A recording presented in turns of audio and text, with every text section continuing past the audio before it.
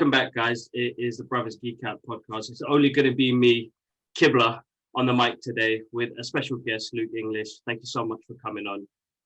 Thank you very much for having me. What a lovely privilege. It's been a while. I know I wanted to get you on the show for a little while now, and it's timing. I know it's always crucial, and life is busy as well. But thank you for coming on. Just to let the listeners know, Luke, I'm going to let you take over the mic and do a little bit of an intro for yourself. Thank you. So who am I? I'm Luke English. I'm a media lawyer. I've been in that world for about 22 years now. So I work in film, television, music, but I also work and represent lots of influencers as well. And yeah, that's where I work. That's what I enjoy doing. Recently set up my own law firm. It goes by the name English Media. So you'll find me on socials under that. And yeah, along with everything else, the reason I'm here is because I'm a geek along with the rest of us. So we're going to have some good fun. Definitely. This is the one thing I've got to enjoy over the past year is inviting guests, and they're coming from different backgrounds of work life and cultures, but it all roots down to the geekiness that brings us all together, and I love that completely. You recently started off your new venture. How has that been in the process? Yeah, so launched in October. Took the plunge. Obviously, a bit of a crazy time because COVID was thick and thin of that in the UK. But despite everything, I have to say I've been very blessed and still doing well. Certain types of work that I deal with, so the music world was still thriving because people were still recording. Obviously no one could perform, but they were recording and working on tracks, which was great. And then probably in the last couple of months, when in the UK restrictions are starting to be eased off, then film and TV stuff are starting to pick up again, because again it's a bit easier to film and record and a little less restrictions. So the whole sort of media industry in the UK has slowly but surely started to open up, and because of that, work has been booming, which has been a real blessing. But no, it's great fun. I've been working in the industry for some time, and it's nice to be able to be my own boss and to help out those people in the industry. Yeah, I kind of agree with you when it comes to being your own boss. That's played a big part in my life as well recently. And I made some changes in the past 2 years as well. So moving on from what I was doing as a freelance artist to working, I do marketing now because of my social media role, and getting to consult with companies and work with different universities, colleges and schools. And I'm doing a bit of coaching as well. And it's nice to kind of manage your own time now, definitely. Yeah. And being a parent as well. Exactly, that's a full-time job, don't we know it? So it's getting that special time with the little one as well, and making sure that I can have enough time to have a healthy life-work balance. Exactly, got it in mind. I most of my life I spent working and living in London, and then about 8 years ago I moved to a place called Christchurch, which is in Dorset, which is by the beach. So yeah, I could give my little one a bit more of a work-life balance, and obviously during the summer become quite popular with family and friends. No, definitely. No, it's actually really good. And I mean, like even the move for you, like going from London to where you are now, what was that like reality shock wise for yourself? Yeah, I mean, it was a risk. It was a risk. I've been very blessed. I've worked for people like the BBC. I've worked for Walt Disney. I've worked for Sony Music. I've worked for West End theatre production companies. So, and all of these companies are all based in London. So it was a risk when I was asked by a law firm down here to come and relocate down by the south coast. But yeah, like you said, I've got a daughter, a bit like Kibla here, and so it was right. Well, I got to think about her now, and I got to think about will she spend time with Daddy or not?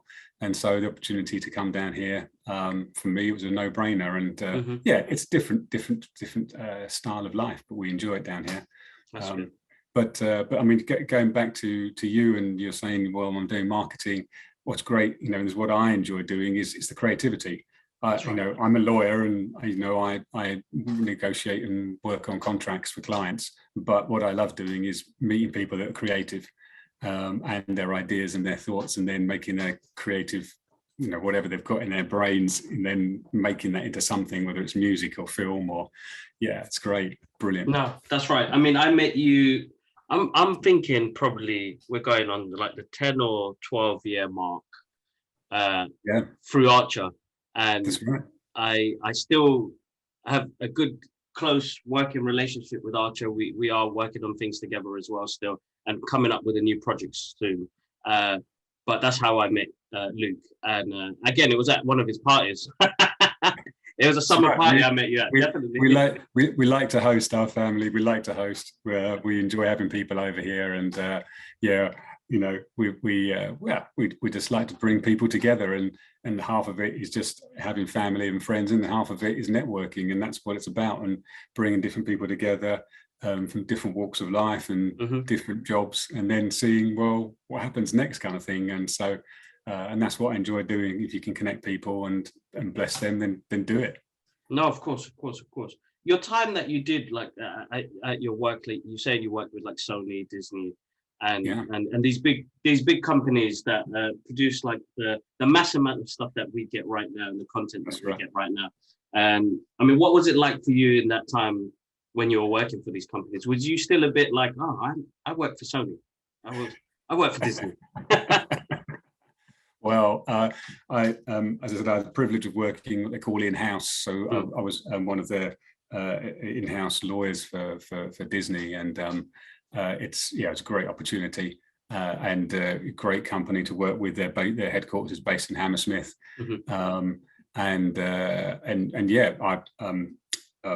my job was working in the television department and negotiating contracts with Eastern Europe, with Africa, with the Middle East, and with Canada.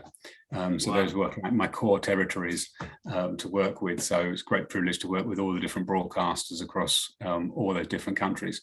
And yeah, it's great company to work with.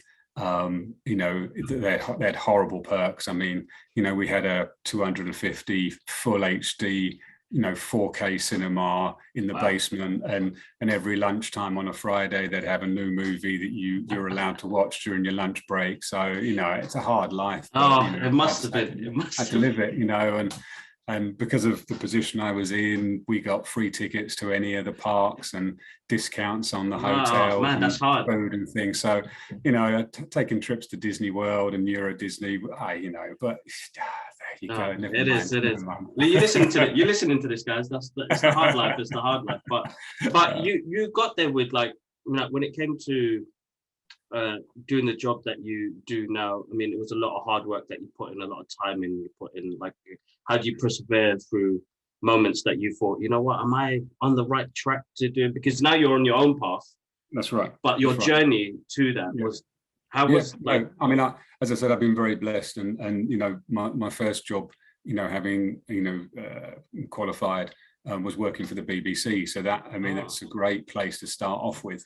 And you know, again, it's a big brand, it's a big company, and I was dealing with copyright in their programs to make sure that they could broadcast it without someone saying, "Oi, you know, that's my music," or "Oi, that's my film," or "You haven't asked permission for me to do that," and that type of thing. So, and that's kind of, you know, where I started, and the world that I continue to work in. So, all my clients, one way or another, there's a form of copyright that they have that needs to be protected. Yes, you know, of course. You're in the marketing world. It's, you've created something that's yours, and you want to use that, and you want to protect that to make sure someone doesn't copy it. Exactly. So yeah. So I when I was at, you know, I actually returned to Disney after I left them. Probably returned to them about 5-6 years later, and I walked past my old office. Obviously, you know, they replaced me, and that's all fine. And then about sort of 2 offices away from it, they've got this beautiful mural of all the Marvel characters. You know, it's kind of like sort of a front page of an Avengers kind of cover. And I was just like, oh, maybe I should go back to Disney, because I just want to look at this picture for hours on end, because it was huge wall. Yeah, it must have been. Must have been amazing. And they've grown from strength to strength. They were big when I worked for them, and then obviously taking over Pixar and then taking over Marvel, and then expanding. So, but I mean, very clever. Yes, very. Why not? Okay, they spent billions on buying Marvel, but certainly made a few pennies back. Of course, definitely.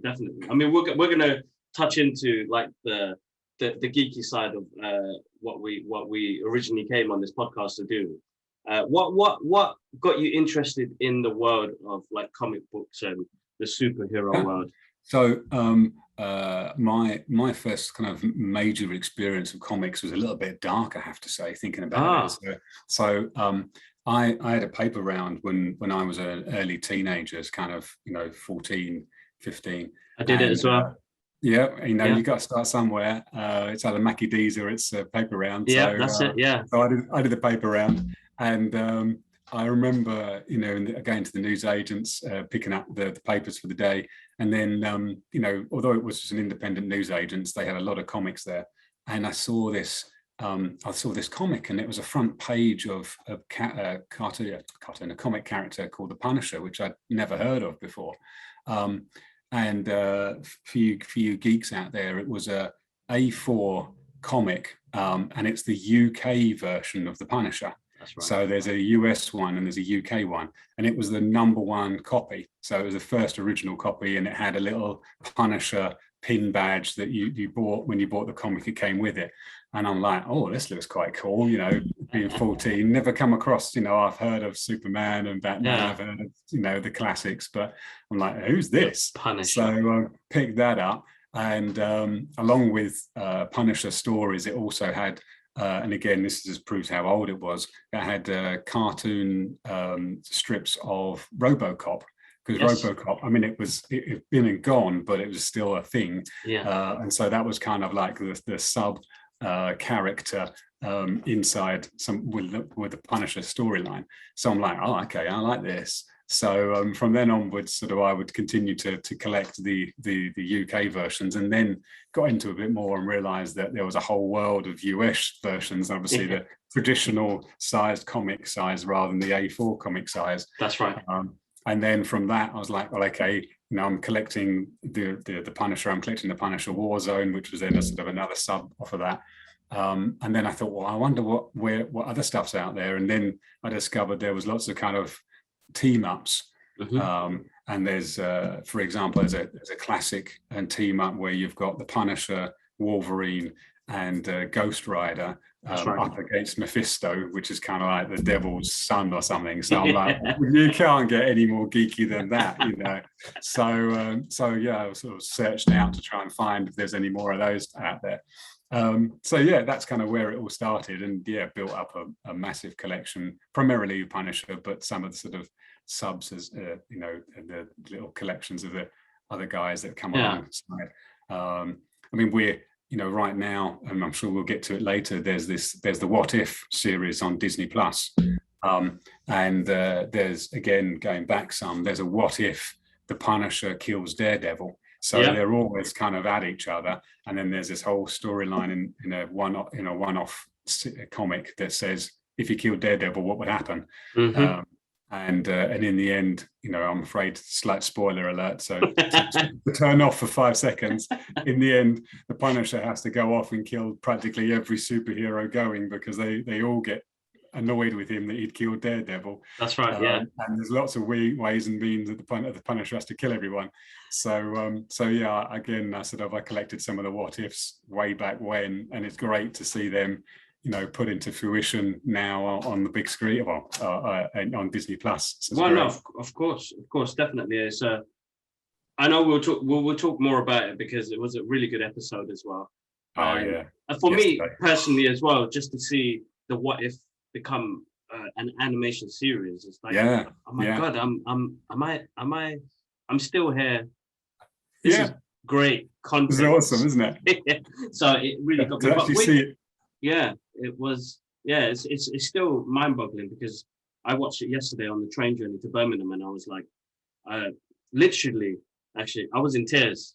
Yeah. And I was like, oh my god, how did this do? But we'll jump on that. But with the Punisher, is Yeah. Punisher the all-time favorite? I'm afraid so. Like I said, I'm afraid sort of there was this weird sort of dark love affair with him from the very beginning. I think for me, because actually he wasn't a superhero, because he was an anti-hero, and he had a conscience, and his main priority was to basically kill drug dealers and nasty people. That's right. So I love that element to him. It's not to say I dislike your Iron Mans or any of the other characters, but for me, I was like, actually, I know it's not real, but for me, it was slightly realistic, and he used real guns rather than space guns or whatever. That's right. Yeah. So that's right. And the characters just felt real, and for me, I was like, oh yeah, I'm in it. No, I mean, because like my brother, who lives in Singapore, his all-time favorite is the Punisher as well. He just has this mad. Actually, him and my uncle.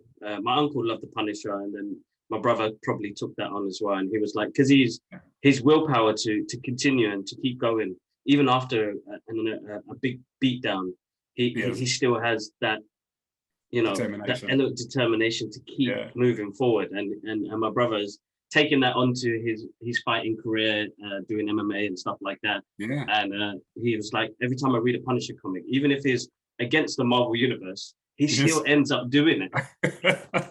His determination is just out of this world. Bring it on. Okay, so only limited by his weapons. That's right, exactly that. And Frank Castle, he has in the recent comic books, Marvel Comics have touched on the mental health issue side of it and PTSD, and it's amazing what you could do with a character coming like that, because I know originally his path was coming back from the Vietnam War and going from there and suffering from there, and then the issues that happened later on, and they've adapted the story very well to on screen. There's been a couple, but who is your favorite on-screen Punisher? Is it Tom Zane, Dolph Lundgren, Steven? Is it Steven? Stevenson. Yeah, that's right, Stevenson, and then John Bernthal. It's a hard one. I tell you what, I'm going to be really left field. And Thomas Jane did a off the record mini short called Dirty Laundry, starring Ron Perlman. And that for me was just the epitome of what the Punisher should have been. We won't talk about the Dolph Lundgren one. No. The other two feature films, weren't bad. They had potential, but the short Dirty Laundry, obviously, it was an unofficial version, but that was just perfect. That was exactly what it should have been from day one. And the TV series, obviously, I was really pleased that they'd made one. And on a personal level, I loved his introduction in Daredevil season 2. That worked really, really well, and and that was a nice surprise, I think, for everyone that was watching the Daredevil series. And then, I on a personal level, when they introduced Microchip, I think it was in season 2 of Punisher. He wasn't quite what he should have been. Again, that's right. I can agree with that.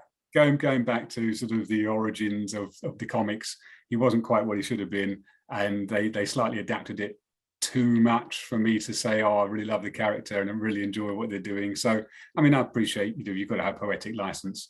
That's right. And again, although the protagonist, the evil baddie in 1 and 2, and the creation of Jigsaw were good, but it just didn't quite hit the mark for me. I was like, no, come on, you could have done slightly better. That's why I kind of enjoyed Ray Stevenson's version of the War Journal. Yes. And how they did that. And I think it was Dominic Russell who played Jigsaw in that. Yes. I still enjoy that movie. I still put that one on because it does have some really good comic book scenes. That's right. Of the Punisher. And Ray Stevenson, he had that big build. Yeah. He was like that really big Punisher look. Which was, and there was, as you said, there were some good classic scenes, kind of, where again he's getting rid of the drug dealers and the lights go out. That's for me. That's the Punisher. That's where it comes from. Yeah. And the the end again, no spoilers, but the end scene, you know, where he's got decisions to make. Again, that's kind of, well, that's what I expect. That's what came from the comics, you know. That's right.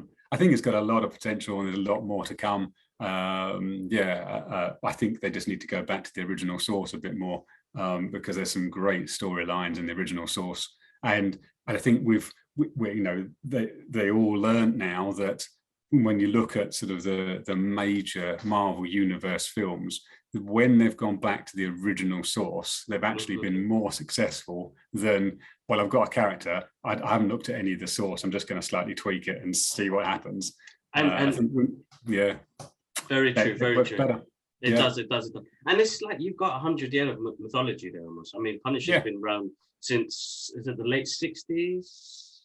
I don't know. I don't know. I think it's the late 60s, from my knowledge. Late 60s, early 70s, he kicked off, and I think it's probably been sort of, you know, a sub sort of baddie character that comes in and out, and I don't think he got Spider-Man.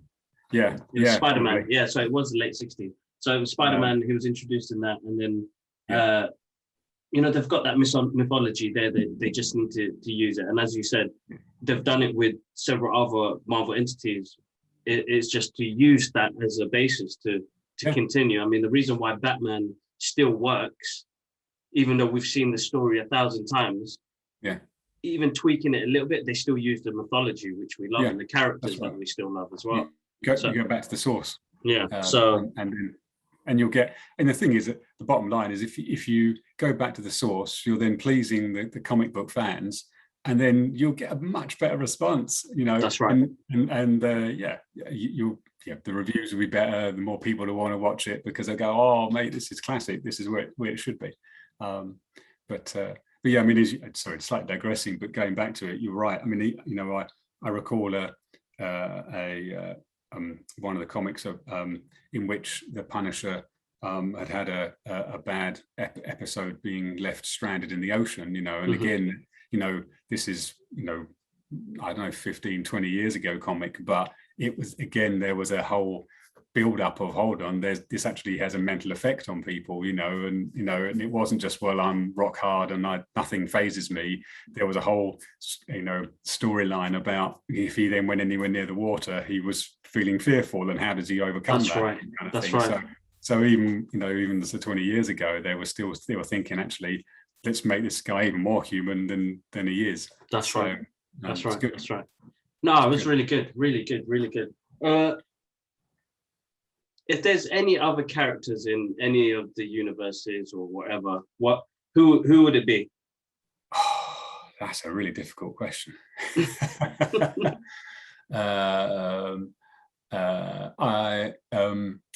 I think kind of going back to, you know, the current Marvel universe. I think just because of his goofiness, I like Star-Lord. Because again, you know, let's be frank, I know obviously there's a whole debate, is he special, is he not special, but in essence it's just a guy, you know, who's got a big ego, a couple of guns, and fortunately he's got some friends that are a little bit stronger than him, a little bit wiser than him. That's right. But yeah, you know, again, it's, I suppose if you really analysed it, it's about family, isn't it? It's like, well, you've got family behind you that will help you and support you in whatever you're doing. And yeah, so you know, I like him. He's a fun character. Very fun. Very fun. You know, I think what's been great about the Guardians of the Galaxy is that it you know, it's light-hearted. You know, there's some good storylines in it, but it's light-hearted, and we enjoy those laughs and the comedic moments.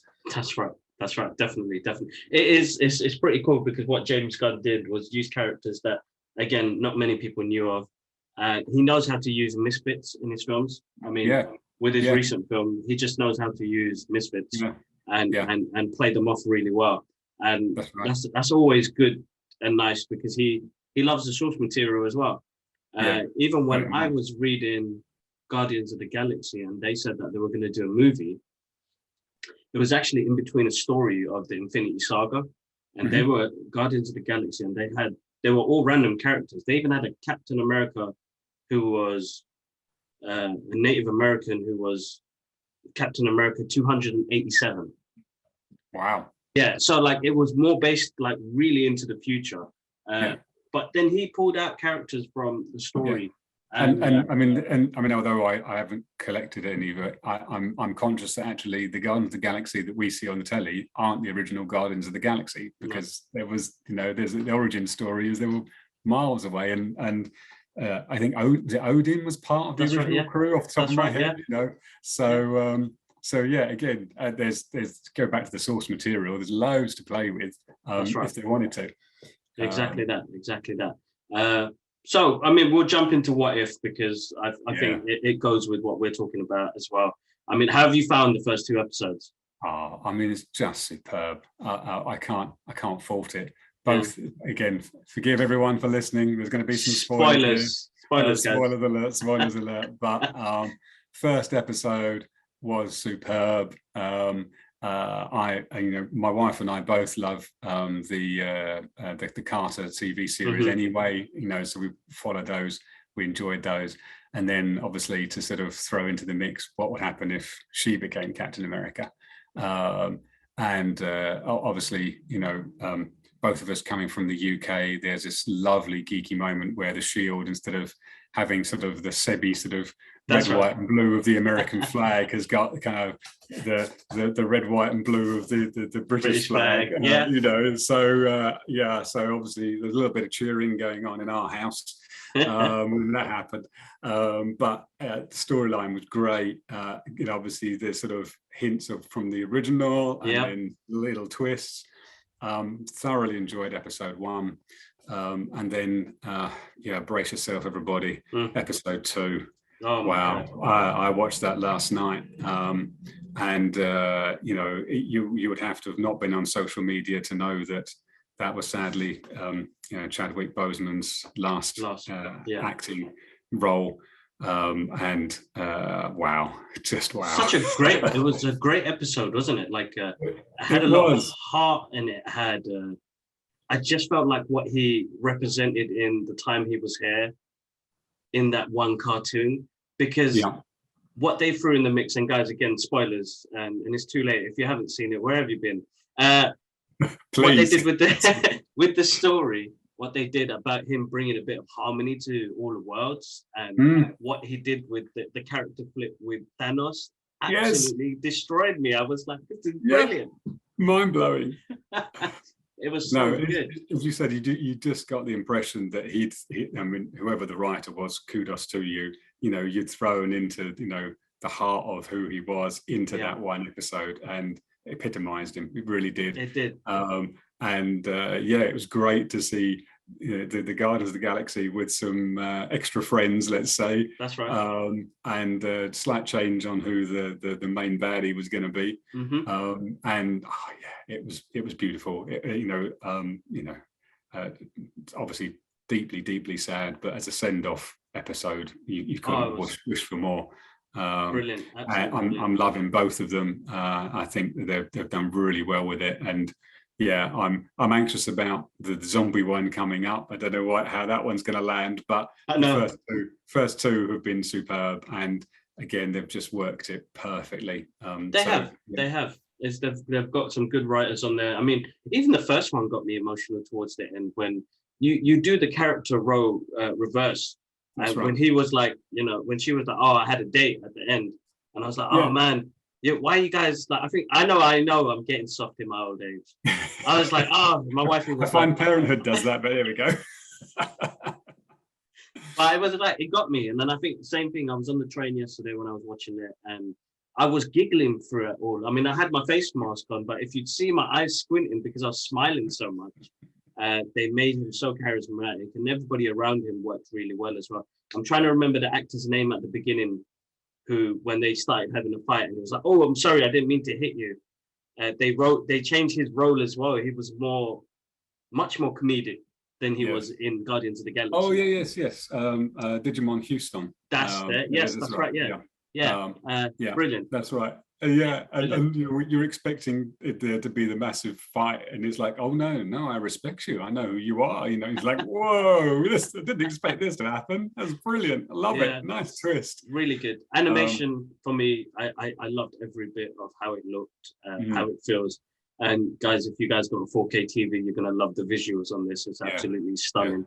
And for me, as an artist, reading the comic books and drawing myself to seeing them, like I've been waiting for Disney to do Marvel animation for a long time, and this is like the perfect. It looks so good, like with Peggy and Steve in the original, the first episode. That retro style of art, I absolutely love it. It looks so clean and like really good. I found out recently. I think I saw it. The director, he wanted a little appearance from the Rocketeer, which would have been amazing. And I know that the original director of the first Avenger was the director for Rocketeer. So I was like, oh my God, that sort of mix up, you're gonna make my heart won't take it no more. I agree. I mean, I'm fortunate. I've got a 4K television, and watching episode 2 in that, the detail. And the texture and the animation in episode 2, then they got it perfectly. Oh, nice. So yeah, I definitely recommend anybody to watch episode 1 and episode 2, and very much looking forward to 3 next week. I'm a bit interested to see what they do with Spider-Man in this one, and zombies, and what they're going to do. And plus, he's got Doctor Strange's cape. Like, what's happened? I mean, as we know, the Marvel Cinematic Universe has expanded dramatically since the TV shows have come out. Which one have you found your favorite at the moment? Of the TV shows? Yeah. Oh, that's a difficult one. I think, and I'm afraid it's cliche, but I think Daredevil season 2, as I said, when they introduced the Punisher for the first time, I like that storyline. I like how they linked it all together. I think again, in my wish list, when they did the Defenders to bring Daredevil and Iron Fist and Luke Cage all together, I'd loved it if Punisher had a cameo role in that somewhere down the line, and sort of just popped up to help to kill off a few baddies and then disappeared again. He's not much of a team player, really. No, he's not. It would have been a nice little nod. And it's going to be interesting. I mean, I don't know the detail. One presumes that the rights to those TV series will eventually be passed over to Disney, and it could be interesting to see which of those series get picked up and don't get picked up. I appreciate at the moment they're really concentrating on the Marvel Cinematic Universe, and obviously we've had Loki, and we've had Winter Soldier, and what was the first one? WandaVision. WandaVision. That was right. WandaVision. That's right. Yeah. No. So I can't see them rushing to do a sort of a Punisher season 3 anytime soon, because it doesn't quite kind of link up with all the grandiose of the bigger movies that's happening. But yeah, we us geeky fans can just hope and pray that these things happen.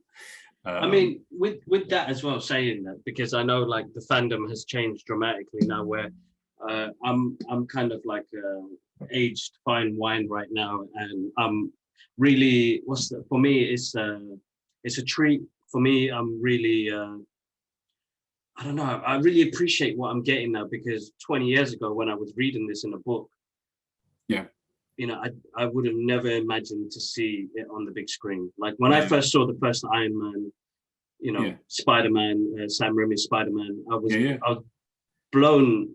My mind couldn't take it, and I was like, come to a point now where I'm really appreciative about some of the stuff that I get. But we live in a different reality now. We are spoiled with the amount of content that we get as well. But the toxic fans that have come out of some of it, like, I mean, what are your thoughts on toxic fans? Because I know it's weird. It's gone from like how it used to be in sports, to now into the Star Wars and the DC and Marvel universe. Yes, are you a DC fan or a Marvel fan? I won't talk to you. You're a DC fan, or other way around, as you say. And or if you're not a fan of Iron Man, then I'm not going to talk to you. I don't care if you like Spider-Man or not. Yeah. And as you say, it's whatever age you are, you have your favorites, you love them. I mean, at the end of the day, whether you're DC or Marvel, let's be frank, the theme for all of them actually is love and unity. I know it sounds a bit cliche, but it is. We boil it all down. So come on, guys, let's have a bit of banter and a bit of fun, but let's not be calling each other out and being aggressive or violent or whatever. It's just daft. No, of course. Let's enjoy it for what it is. And as you say, I never saw them, but there were let's say slightly budget Avengers movies, and I mean I'm old enough that I do vaguely remember the Hulk TV series. Because my parents, this is how embarrassing, but it's true. My parents said I used to sort of hide behind the sofa when he changed from the mild manner Bruce Banner to the Hulk, because I'm just like, whoa, I love this character, but he's also scaring the hell out of me. My dad said the same thing. So I remember that. I don't remember the others or the sort of the B movies that came out from it. They were. So, and I know it's no news to anybody, but when they cast Robert Downey Jr. to Iron Man, you just thought there can't be anyone else that's going to work this, because at the time his character in real life was matching the character of Tony Stark in the real world, and like, wow, this is going to do really well.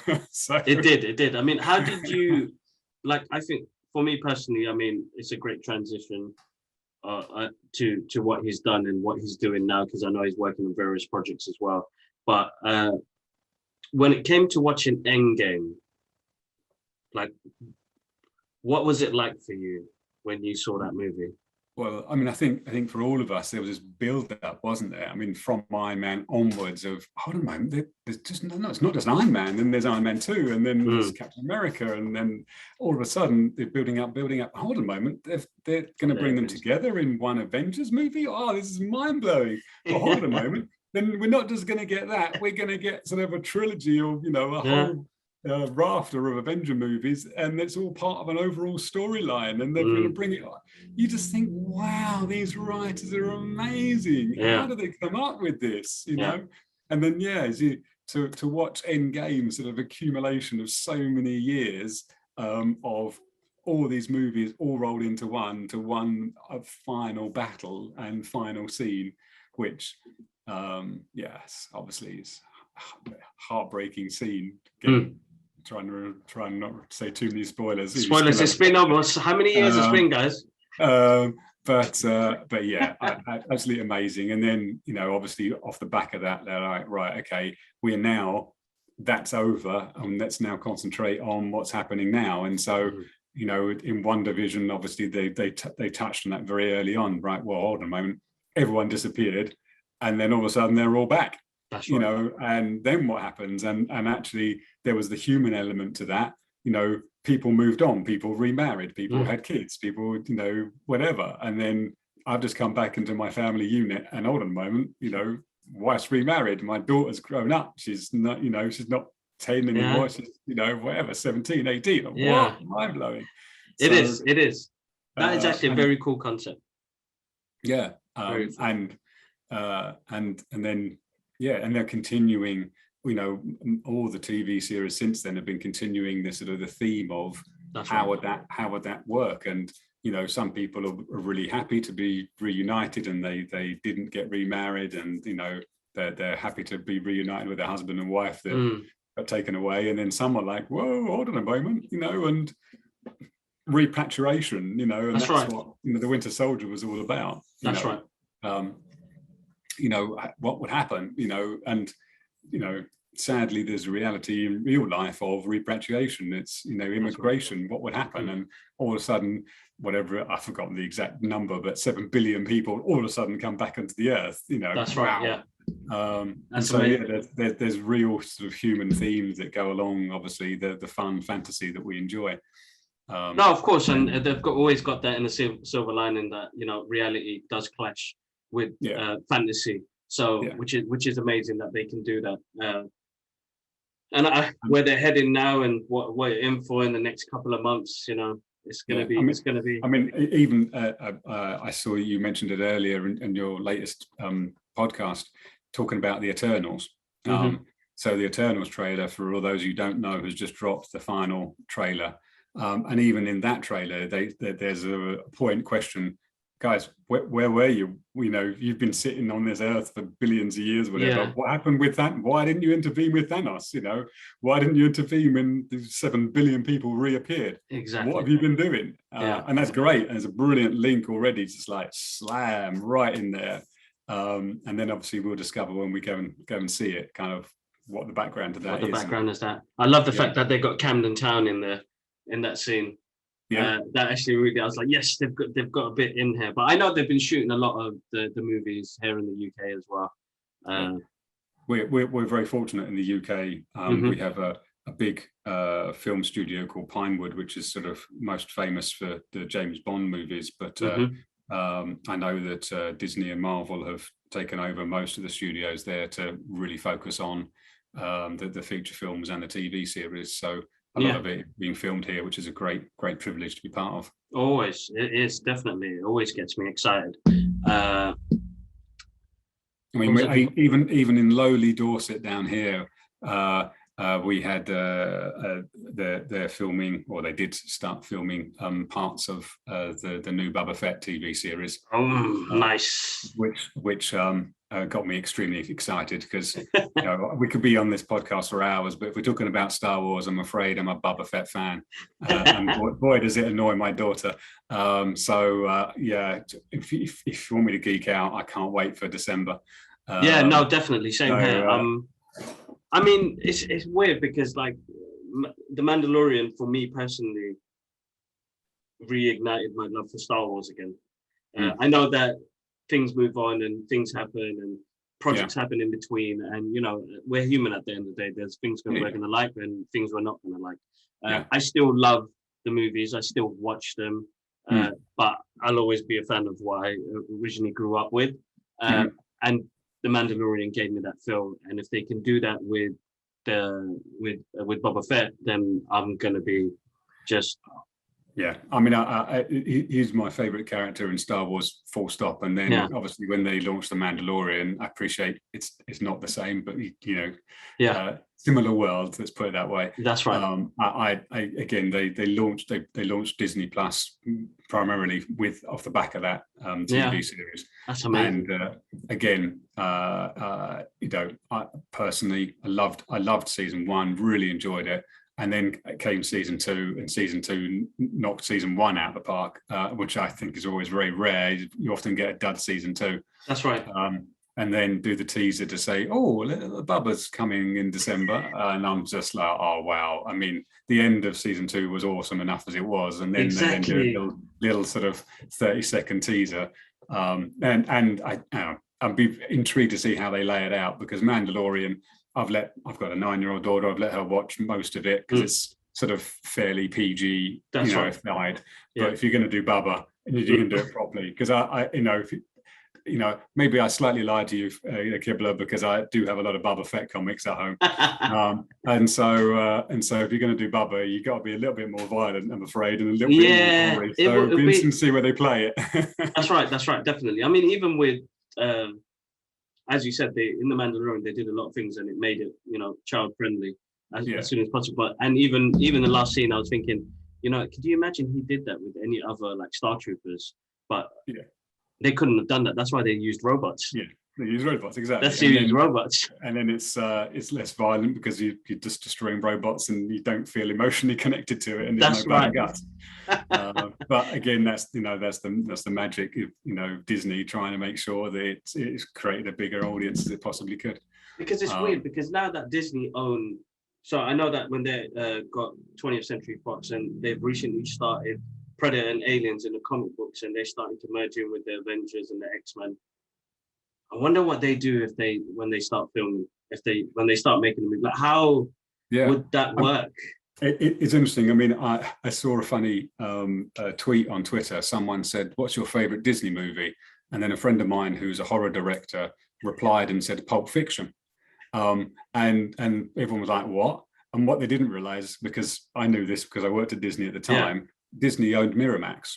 And Miramax was basically Quentin Tarantino's. That's right. I mean, it wasn't his studio, but let's pretend it was, because everything he ever created was through Miramax. Through Miramax, yeah. And so, from Reservoir Dogs, Pulp Fiction, Kill Bill, all those, we were selling and distributing all those products when I was at Disney.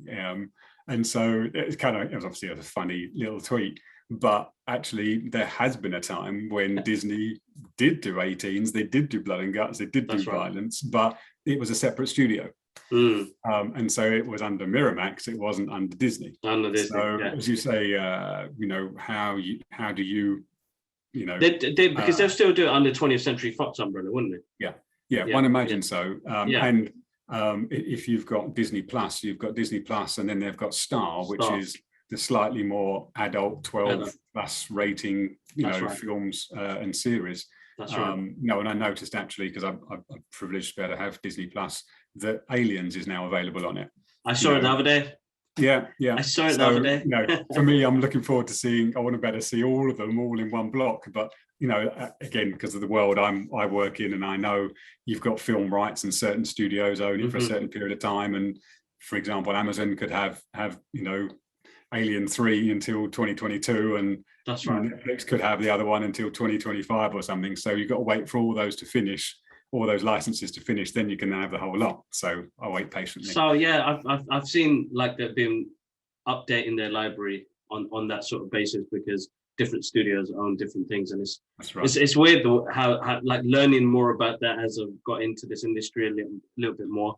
It's like, wow, I didn't know that there was all this nitty gritty stuff in the background, because I think originally when like Marvel sold stuff to different studios. And it was like trying to get these characters back. And I saw this chart and I was like, oh man, why isn't there X-Men with Disney yet? Hurry up, man. yeah, exactly. But I mean, before there was this sort of push and need for streaming, again, back in the day when I worked for Disney, you created your product and then you sold it everywhere. That's how you made the most money, That's right. But now everyone's into the streaming, and obviously Disney Plus was launched. So what they're doing, just as Warner Brothers are doing exactly the same, is slowly but surely, as those licenses with other studios, other broadcasters end, they're then adding that content to their own streaming services, and obviously you keep on advertising. Well, now you can watch this exclusively with us. And that's how television has changed over the last 10-20 years. Yes, definitely has. I still, because I'm a big cinema goer, I know you are as well. And I know that the streaming service has affected it a little bit, but due to COVID situations as well, has caused its own issues as well. But it's what's your thoughts on that side of things? It's very interesting.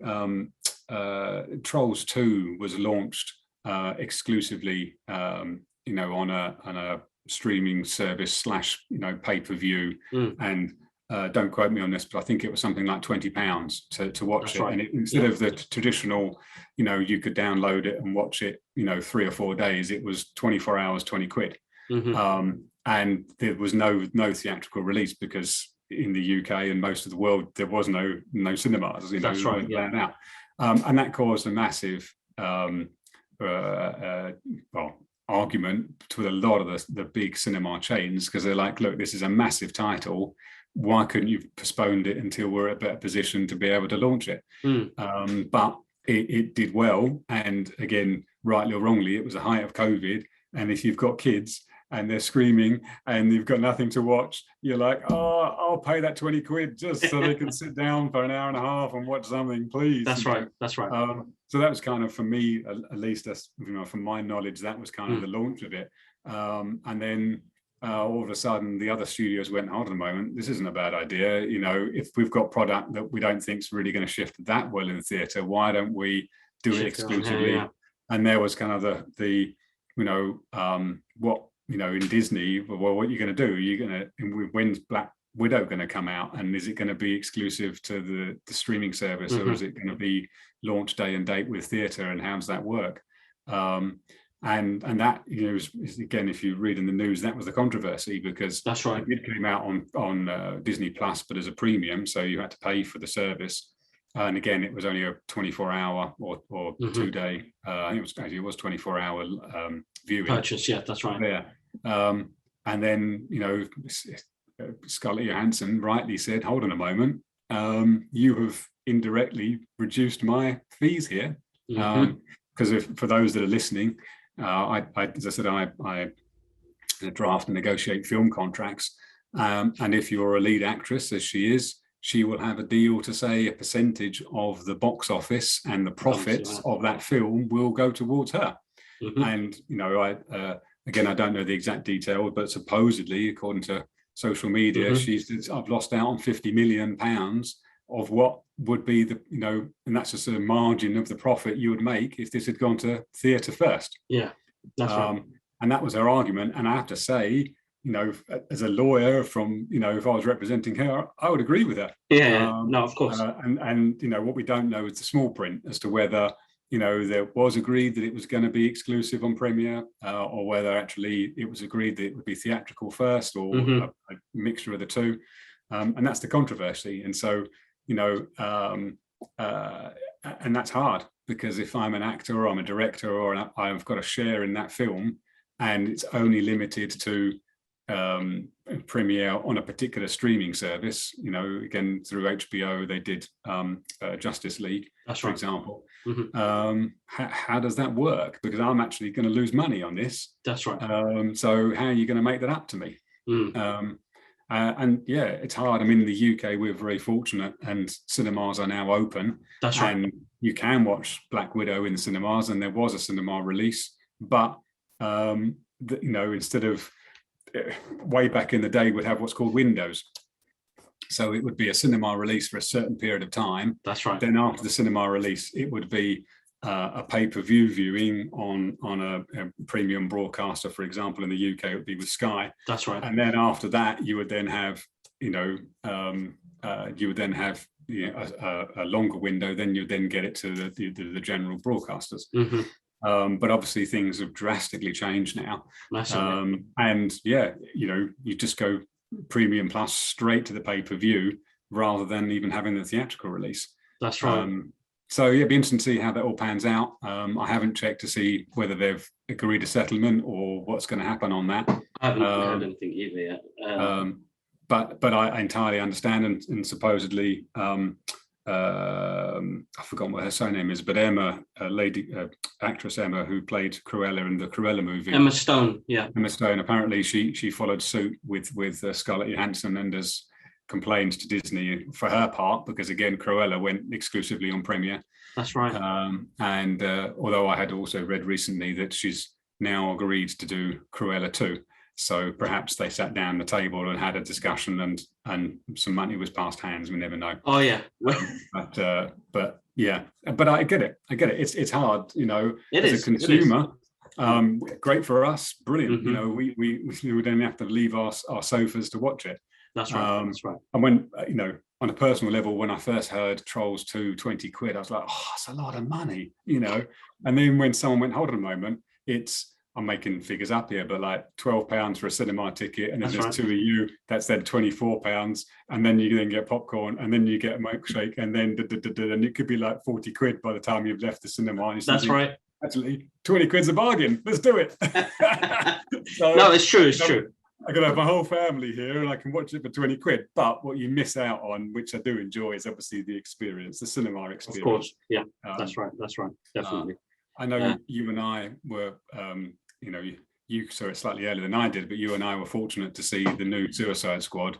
Both of us saw it in the cinema, and yes, it's great to be back. It's great to be seeing the big screen with fantastic sound.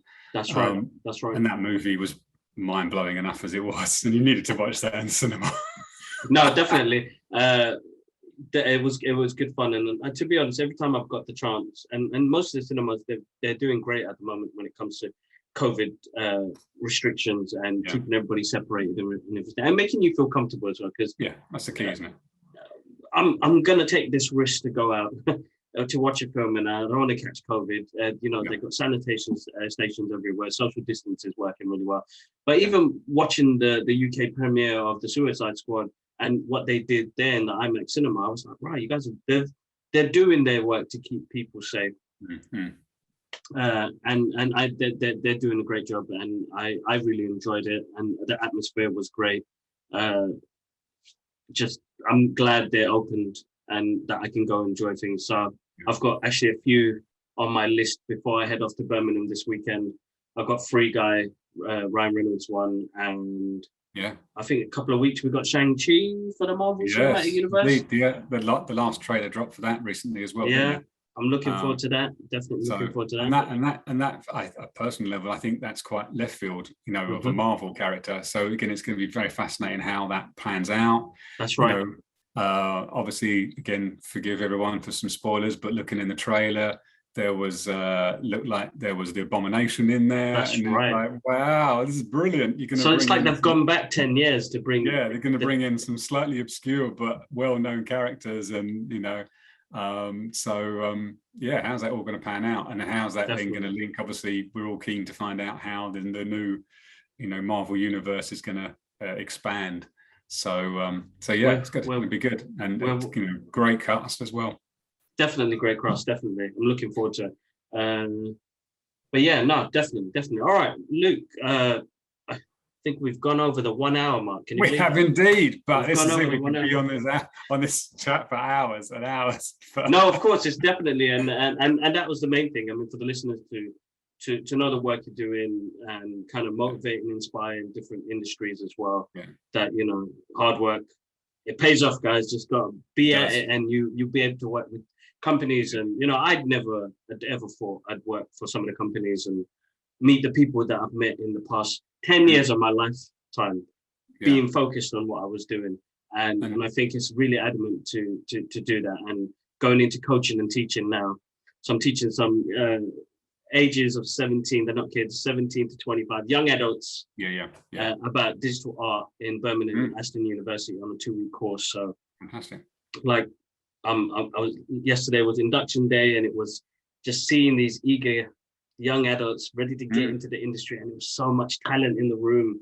It was music, it was dance, it was fine arts, it was just, as you said, when you vibe with creatives, great people, there's like a superpower in that, because there is. They were showing me their portfolio, and I was like, oh my god, like when people compare my work to other people's work and say, oh, your work is amazing. Yesterday was the total opposite, where I was like, oh my god, your work, you're 17 years old, you've only been doing this for 2 years.